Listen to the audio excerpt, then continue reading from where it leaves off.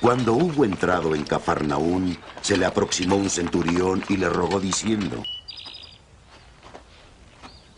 Señor, le dijo, mi criado yace en casa paralítico, con terribles sufrimientos. dícele Jesús, Yo iré a curarle. replicó el centurión. Señor, no soy digno de que entres en mi casa. Con que lo digas de palabra, mi criado quedará curado. Porque también yo, que soy un subordinado, con soldados a mis órdenes, le digo a este vete y se va, y a otro ven y viene, y a mi siervo digo haz esto y lo hace. Al oír esto, Jesús quedó admirado y dijo a los que lo seguían, Os aseguro que no he encontrado a nadie en Israel que tenga esta fe tan grande.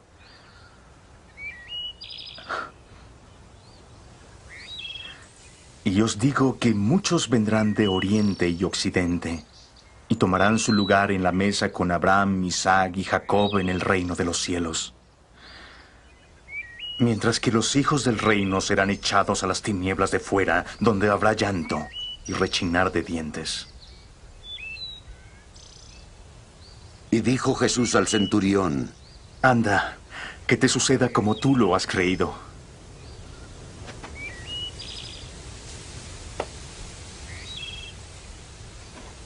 y el criado sanó en aquella misma hora.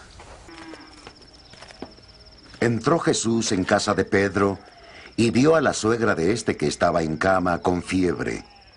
Le tocó la mano y la fiebre la dejó. Y se levantó y se puso a servirle. Al atardecer le trajeron a muchos poseídos por el diablo. Él expulsó a los espíritus con una palabra y curó a todos los enfermos, para que se cumpliera el oráculo del profeta Isaías, que dice, Él tomó nuestras flaquezas y cargó con nuestras enfermedades. Palabra del Señor, gloria a ti, Señor Jesús.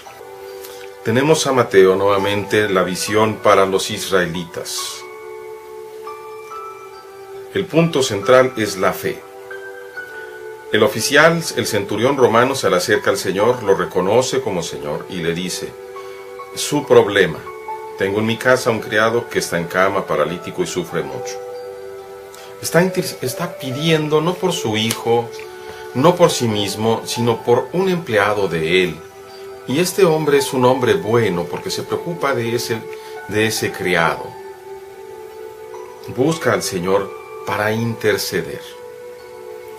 La respuesta de Jesús es muy, muy interesante. Voy a curarlo. No media el rechazo, como en el caso, por ejemplo, de la sirio-pagana, de la sirio-fenicia, cuando aquella mujer que estaba al rechazo aparente, aquella mujer pagana que tenía una hija endemoniada y le pide al Señor, Señor, mi hija está sufriendo mucho. Y por toda contestación el Señor dice, no está bien quitarles el pan a los hijos para echárselo a los perros. Aquí podía haber cabido exactamente lo mismo. Sin embargo, el Señor no hace el comentario, simplemente dice, voy a curarlo. Jesús sabe lo que va a suceder. El Espíritu Santo le va iluminando en su conciencia humana. Por eso el oficial le replica, yo no soy digno de que entres en mi casa. El oficial sabe que es un extranjero, que un maestro judío no puede entrar a su casa. Pero luego dice, con que tú digas una sola palabra, mi criado quedará sano.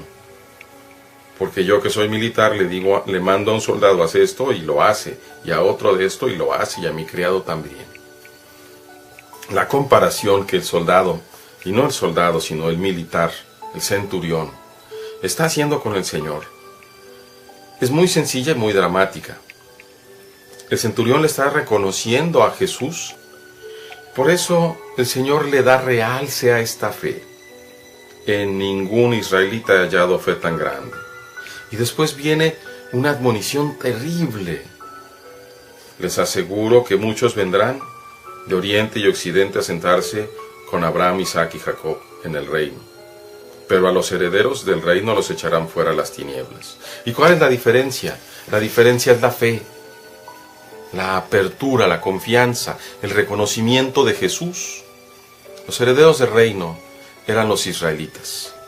Los herederos del reino eran los descendientes de Abraham, que tenían y tienen precisamente la alianza eterna, la alianza perpetua. Pero como no reconocen al Hijo de Dios, como lo rechazan, se cierran las puertas del cielo.